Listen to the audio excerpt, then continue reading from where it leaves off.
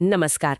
आज हम एक बहुत ही चर्चित विषय पर बात करने वाले हैं, पंडित धीरेन्द्र कृष्ण शास्त्री, जिन्हें ज्यादातर लोग बाबा बागेश्वर धाम सरकार के नाम से जानते हैं। जी।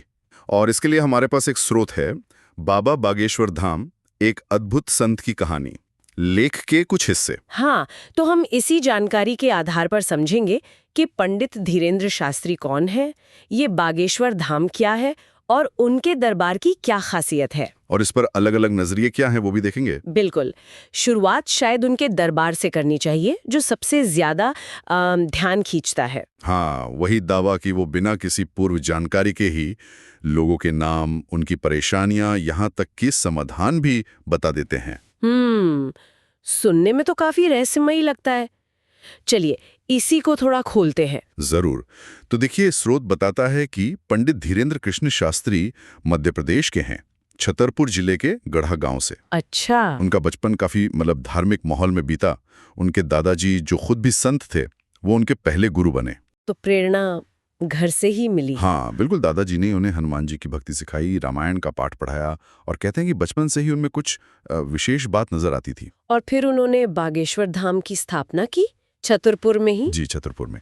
ये धाम मुख्य रूप से हनुमान जी को समर्पित हैं, जिन्हें वहाँ दिव्य बालाजी सरकार कहते हैं। और वहाँ की खास मान्यता है अर्जी वाली। हाँ, अर्जी मतलब लोग अपनी मनोकामना या समस्या एक नारियल के साथ लाल कपड़े में बांधकर धाम में रख देते हैं। और विश्वास है कि सच्चे मन से लगाई अर्जी बालाजी सुनते हैं। जी, यही मान्यता है। और इसी धाम में लगता है वो प्रसिद्ध दिव्य दरबार। हाँ, मंगलवार और शनिवार को है ना? आमतौर पर हाँ, मंगलवार और शनिवार को हजारों लोग आते हैं। अच्छा, प्रक्रिया क्या होती है? लोग पर्ची लिखते हैं अपनी समस्या की? लिखते तो हैं, लेकिन दावा यह है कि बाबा भीड़ में से किसी को भी बुला लेते हैं और बिना पर्ची देखे उनका नाम, गांव, समस्या सब बता देते हैं। हाँ, यही दावा है। और उनके जो अनुयायी हैं, वो इसे हनुमान जी की कृपा, उनका चमत्कार मानते हैं। और यहीं से बात फैलती है। स्रोत में जिक्र है कि कई लोगों ने दावे किए हैं। बिल्कुल। गंभीर बीमारियों के ठीक होने से लेकर शादी, नौकरी, कर्ज जैसी समस्याओं के हल होने तक के दावे हैं। और आजकल तो सोशल मीडिया का जमाना है। फेसबुक, यूट्यूब पर इनके वीडियोस खूब चलते हैं। हाँ, उससे उनकी पहुंच बहुत बढ़ गई है। देश विदेश तक लोग जानने लगे हैं। स्रोत में एक तुलना भी की गई है नीम करोली बाबा से। जी, जैसे स्टीव जॉब्स और मार्क जुकरबर्ग नीम करोली बाबा से प्रभावित थे, वैसे ही आज की पीढ़ी, खासकर युवा, बाबा बागेश्वर धाम की तरफ आकर्षित हो रहे हैं। ये एक दिलचस्प पहलू है कि समय बदलता है, पर आध्यात्मिक खोज शायद बनी रहती है। सही कहा, लेकिन सिक्के का दूसरा पहलू भी है। हाँ, मतलब जहाँ इतनी आस्था है, वहीं सवाल भी तो है। बिल्कुल। स्रोत बताता है कि काफी लोग, आलोचक कह लीजिए, इसे एक तरह का माइंड रीडिंग या साइकिक ट्रिक मानते हैं, जिसका कोई वैज्ञानिक आधार वो नहीं मानते। जी। और ये अक्सर टीवी डिबेट्स वगैरह में बहस का मुद्दा बनता है। बाबा खुद भी कई बार चैलेंज देते हैं आलोचकों को। अच्छा, वो खुद क्या कहते हैं इस बारे में? क्या वो मानते हैं कि उनमें कोई चमत्कारिक शक्ति है? नहीं, स्रोत के अनुसार वो खुद को चमत्कारी नहीं मानते। वो कहते हैं कि मैं तो बस हनुमान जी, यानी बालाजी का सेवक हूँ। जो भी होता है बालाजी की कृपा से होता है। हाँ, उनका यही कहना है। वो शक्ति का स्रोत बालाजी को बताते हैं, खुद को माध्यम।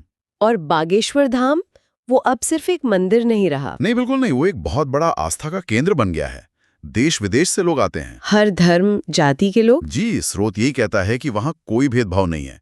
हर उम्र, हर वर्ग के लोग पहुँचते हैं। तो कुल मिलाकर ये पंडित धीरेन्द्र शास्त्री और बागेश्वर धाम एक ऐसा विषय है जहाँ आस्था, चमत्कार के दावे और संदेह, तर्क, ये सब एक साथ दिखते हैं। हाँ, और ये आज के भारत में आस्था और मीडिया के बीच के रिश्ते का भी एक उदाहरण है शायद।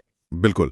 तो संक्षेप में कहें तो ये कहानी आस्था की है, चमत्कारों के दावों की है, और साथ ही सवालों और विभिन्न दृष्टिकोणों की भी है। और ये सब आज के इस दौर में हो रहा है जहां जानकारी बहुत तेजी से फैलती है। सही बात। और स्रोत हमें आखिर में एक सवाल के साथ छोड़ता है कि आज के समय में विश्वास, व्यक्तिगत अनुभव और ऐसी घटनाएं जिनका सीधा स्पष्टीकरण मुश्किल है, हाँ, ये सब मिलकर लोगों पर इतना गहरा असर कैसे डालते हैं। ये सिर्फ बाबा बागेश्वर धाम तक सीमित नहीं, बल्कि शायद हमारे समय की एक बड़ी तस्वीर दिखाता है। सोचने वाली बात है। आस्था और तर्क के बीच का ये संवाद हमेशा चलता रहेगा शायद। वीडियो अच्छा लगे तो लाइक और सब्सक्राइब जरूर करें।